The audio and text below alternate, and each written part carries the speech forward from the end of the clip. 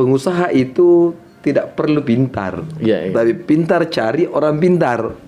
Kami background 7 orang, tidak ada background pengusaha kuliner.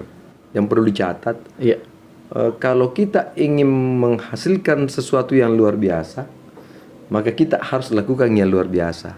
Jadi kalau memang sampai hari ini warung kita belum laris, coba buka warung gratis seharian.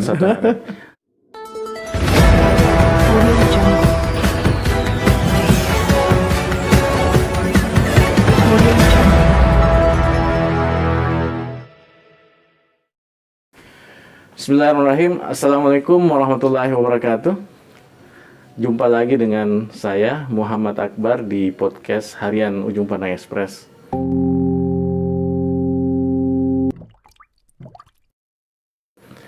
Alhamdulillah, bersama kami di studio sudah hadir Bapak Haji Muhlis Misbah, salah seorang legislator Kota Makassar dari Partai Hanura. Beliau juga seorang ketua Dewan Masjid Indonesia, baru-baru ini terpilih Dewan Masjid. Alhamdulillah sudah hadir di studio kita.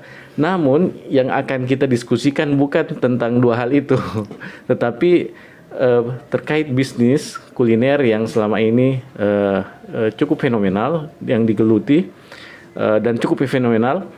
Karena hanya dalam kurun waktu 3-4 tahun berhasil ekspansi sampai ke Sulawesi Tenggara. Iya, saya pernah ke Kendari, kalau tidak salah di bypass itu, ada di Jalan Sao-Sao. Jalan Sao-Sao, iya. Bebek goreng Sulawesi. Nah, hanya dalam kurun waktu yang singkat, dan kalau kita berkunjung ke beberapa outlet di Makassar, ada 3, ada di Petarani, ada di Ratulangi, itu selalu ramai. Ada di Perintis juga. Di Perintis juga. Nah, ini yang akan kita ulas. Mungkin kita akan memulai dari bagaimana sih ide sampai membangun bisnis kuliner. Ya, silakan Pak Muhlis. Terima kasih banyak. Assalamualaikum warahmatullahi wabarakatuh. Waalaikumsalam. Dan selamat siang menjelang sore. Selamat siang. Jadi memang kalau kita bicara tentang bisnis sekarang ini kan memang hampir semua lagi galau selama ini bisnis gara-gara COVID. Tapi yang saya mau cerita dulu ini awalnya Begos itu. Nah, jadi bisnis Begos itu diawali sebenarnya dari inspirasi. Saya berteman-teman dengan teman-teman, saya bilang begini. Bagaimana kalau kira-kira kita buat bisnis secara berjamaah,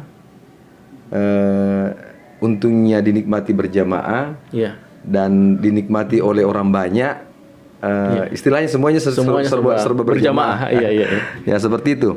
Akhirnya teman-teman ini saya diskusi berangkatlah kami ke daerah Jawa. Untuk belajar, dan ATM, studi banding amati, tiru, modifikasi. Jadi waktu itu sebenarnya bebek itu salah satu bisnis yang terlintas dari bisnis yang lain. Akhirnya kami pulang dari sana, mengambil kami kesimpulan bahwa kami di Sulawesi Selatan ini kan daerah pertanian, otomatis daerah khususnya Sidrap dan Kabupaten Pindrang dan Palopo itu pasti banyak bebeknya, bahan bakunya.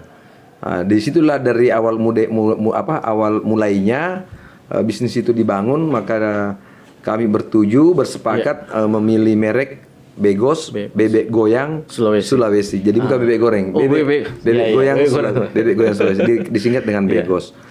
Awal pertamanya kami melirik lokasi yang di samping PWI. Kebetulan di tempat waktu itu memang tempat sampah. Nah, saya menghadaplah kepada Pak Ketua waktu itu. Bagaimana kalau tempat ini saya sulap menjadi sebuah rumah makan dan kita kerjasama. Jadi kami bagian daripada PWI. Nah, syukur alhamdulillah diawali buka dari situ. Tidak lama kemudian buka cabang di Petarani, baru buka cabang di Kendari, dan akhirnya buka cabang di Ratulangi. Seperti itu perjalanan bisnisnya. Nama Begos ada goyangnya. Maksudnya apa? Goyang ini menarik sekali. Ya. Jadi bebek goyang itu sebenarnya identik dengan ciri khas goyangnya bebek. Oh iya, kalau dia jalan melenggak-lenggok. Iya. Bukan bebek kalau tidak goyang. Iya, betul. Kalau kita lihat di Makassar ini kan rata-rata kulinernya itu ayam. Ya. Tidak kesulitan mencari bahan baku waktu itu awal-awalnya, Pak? Sebenarnya dengan kehadirannya salah satu restoran dengan menu andalannya bebek, iya. Pastilah peternak bebek di kabupaten ini mempunyai peluang untuk mendapatkan penghasilannya. Iya.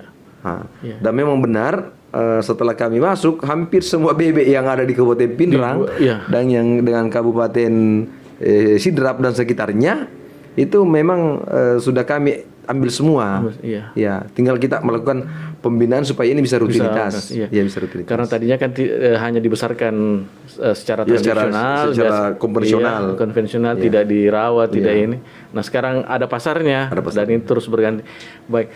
Nah, di tengah pandemi ini bagaimana nih, Pak Mulis? Kalau yang lain kan banyak yang tiarap, banyak yang ini. Kalau bebek sendiri, ya. Jadi syukur alhamdulillah. Kami bertujuh itu sangat yakin dan sangat paham bahwa rezeki itu tidak pernah tertukar. Ya, kami sangat paham bahwa rezeki itu datangnya dari Allah. Jadi datangnya musibah ini juga datangnya dari Allah. Ya, kita memang punya kiat-kiat untuk menghadapi semua itu. Kita tetap berusaha, berdoa supaya bagaimana bisnis kita ini tidak terimbas dengan adanya pandemik yang kurang lebih 2 tahun melanda Kota Makassar, bahkan seluruh Indonesia, bahkan seluruh dunia. Jadi Jadi memang jujur kami akui bahwa dengan adanya pandemik ini omset di Begos itu turun drastis sampai 60%. 60%. Jadi syukurnya kami mensiasati bagaimana cara mensiasatinya, yaitu tadi bahwa karyawan kami tidak ada yang kami PHK. Ya, tidak ada yang kami PHK, tapi untuk cara misalnya kami panggil, berdiskusi dengan mereka bagaimana kalau karyawan ini kami bagi 2 kerja. Bagi 2 kerja. Jadi yang tadinya mungkin masuk 1 minggu, itu dibagi 2. Ada yang masuk 2 hari, masuk 2 hari libur, 2 hari masuk, dan gajinya juga dibagi 2. Iya, dibaginya juga dibagi 2. Seperti itulah yang kami lakukan. Yang kedua yang kami lakukan adalah melakukan promo-promo supaya merangsang masyarakat yang tadinya ekonominya sedikit agak sulit. Kami memberikan diskon spesial selama pandemik itu supaya daya belinya bisa terangkat. Bisa terangkat kembali. Adapun yang ketiga yang kami lakukan adalah penghematan bahan baku. Yang tadinya, jadi semuanya ini pandemik ini juga banyak pelajaran-pelajaran berharga yang diberikan kepada kami pengusaha kuliner. Jadi dengan adanya pandemi ini kami turun ke bawah langsung, ownernya turun langsung ke bawah, bagaimana mengatur itu bahan-bahan baku yang dibeli supaya tidak ada yang terbuang. Ya, efisiensi. Nah, selanjutnya yang kami lakukan itu tadi penggunaan meteran listrik yang tadinya pembayar listrik, pembayaran PDAM yang tadinya bayar sekian, kita penghematan semua. Akhirnya itu menekan semua. Dari situlah biaya operasional bisa ditekan. Akhirnya biaya operasional bisa ditekan, biaya pengelolaan bisa ditekan, otomatis bisa mengimbangi keadaan yang ada sekarang ini. Seperti itu. Tetapi masih bisa ada pendapatan keuntungan dari situ, ataukah hanya untuk menutupi operasional? Jujur kami 7 bulan itu betul-betul jalan-jalan. Tapi kami bisa bersyukur karena masih bisa berjalan dan bisa menggaji karyawan-karyawan kami. Itu yang kami syukuri. Terus saya kembali lagi ke bahan baku tadi. Ini karena di Sulawesi Selatan ini kan belum ada peternak khusus bebek. Apakah sudah ada mitra yang dilatih atau ini dibat? Kami secara secara terdaftar atau secara terstruktur tidak ada. Tapi kami melakukan pembinaan secara pribadi-pribadi dengan peternak. Bahkan ada peternak beberapa kami kasih modal untuk beli bibit dan dia sendiri yang pelihara. Pernah ada yang tanya kepada saya, kenapa Begos tidak memiliki peternakan sendiri? Peternakan sendiri ya. Saya bilang kalau kami lakukan itu maka kami hampir sama dengan penjual sate. Oh, iya. Ya kan kami yang potong sendiri dagingnya, kami yang tusuk sendiri, kami yang yang bakar sendiri. Bukankah sebaiknya kami bina peternaknya, kita kasih modal peternaknya supaya rezeki ini dibagi-bagi. Iya, seperti itu. Sudah ada berapa peternak yang kita bina? Peternak yang kami bina itu sudah puluhan di Sidrap dengan di Kabupaten Pindrang.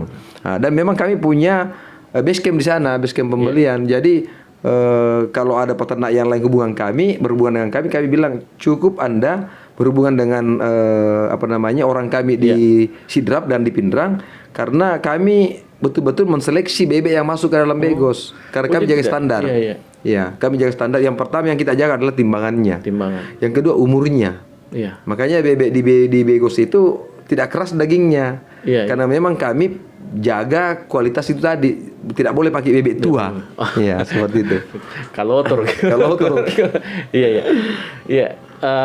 Itu dari sisi bahan baku. Nah, tantangan yang saya bayangkan kalau awal-awal itu kemarin buka kokinya ini. Di mana dapat kokinya nih, Pak? Jadi sebenarnya itu perlu para pemirsa dan para pendengar mengetahui bahwa pengusaha itu tidak perlu pintar, tapi pintar cari orang pintar. Menarik. Bagus garis bawah ini. Tidak perlu pintar, tapi pintar cari orang pintar. Kami background 7 orang, tidak ada background pengusaha kuliner. Saya sendiri background saya adalah pengusaha apotik. Ya, di Haji Subhan itu background usahanya adalah supermarket. Ada teman kami juga namanya Ji Abbas itu, tapi sudah almarhum. Itu backgroundnya kopi. Kalau adiknya Ustaz sendiri Das Latif waktu itu, Haji Lukman, dia kepala cabang BRI. Kalau Hairul itu ketua BKP MRI. Kalau Andi Ari itu backgroundnya waktu itu kontraktor. Wah, Haji Kudus juga waktu itu backgroundnya memang sudah rumah makan, tapi belum spesial ke situ pada saat itu. Berarti semuanya baru belajar ke kuliner ceritanya awal-awalnya. Kedepannya ada rencana buka cabang setelah katakanlah kalau pandemi lewat, apakah ada rencana untuk ekspansi lagi? Sebenarnya kami selalu punya rencana untuk ekspansi. Kami rencana kemarin pingin buka di Manado, pingin buka di Palu, bahkan di daerah Taslim juga kami buka. Tapi begitu datang pandemik, semua harus dievaluasi. Semua harus dievaluasi. Jadi kita sebenarnya sebagai pengusaha kuliner tidak boleh juga mengikuti hawa nafsu untuk membuka cabang. Akhirnya juga cabangnya itu tutup. Betul. Apalagi musim pandemik ini memang sangat sangat berdampak lah. Oleh karena itu menurut saya di musim pandemik ini justru kita harus mundur beberapa langkah untuk mengatur strategi untuk ke depan. Seperti itu. Oke.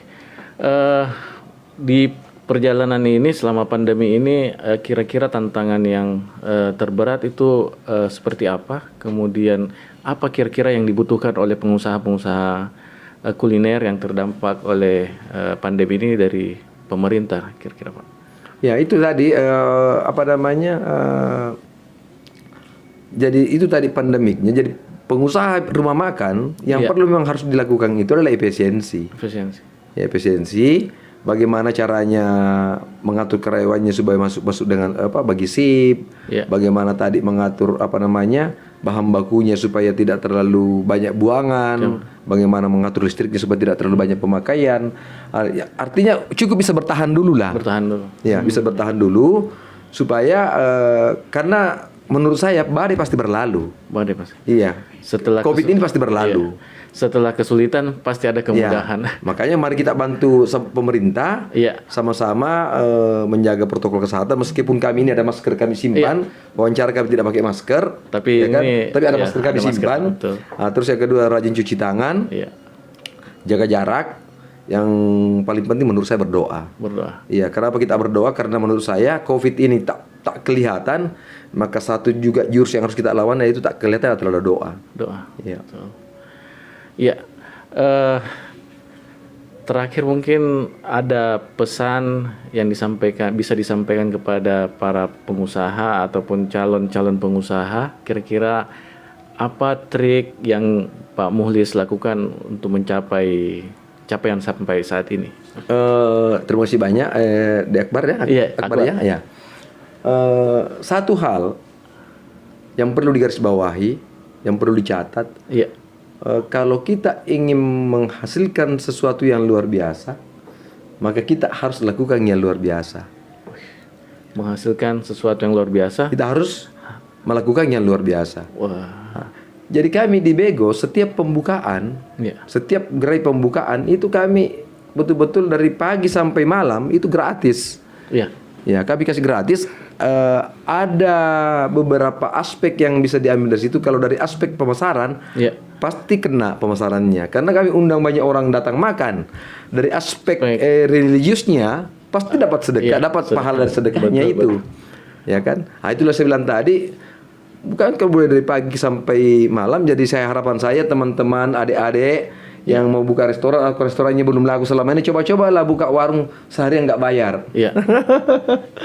Kasih gratis, undang semua orang, ya kan? Pasti warung Anda akan terkenal. Iya. Dari sudah promosi, ada juga nilai ibadahnya. Nilai ibadahnya. Jadi kalau memang sampai hari ini warung kita belum laris, coba buka warung gratis seharian. Atau setiap hari Jumat. Ya, setiap hari Jumat. Baik, terima kasih Pak Muhlis atas waktunya. Walaupun singkat, tetapi ada poin-poin penting tadi yang bisa kita timba sebagai pengetahuan, sebagai inspirasi buat kita semua berusaha. Terima kasih atas kedatangannya Pak Muhlis. Terima kasih atas kesediaan teman-teman sahabat UPEX untuk tetap bersama kami di podcast Harian Ujung Parang Express. Jangan lupa like, subscribe, dan share. Assalamualaikum warahmatullahi wabarakatuh. Waalaikumsalam warahmatullahi wabarakatuh.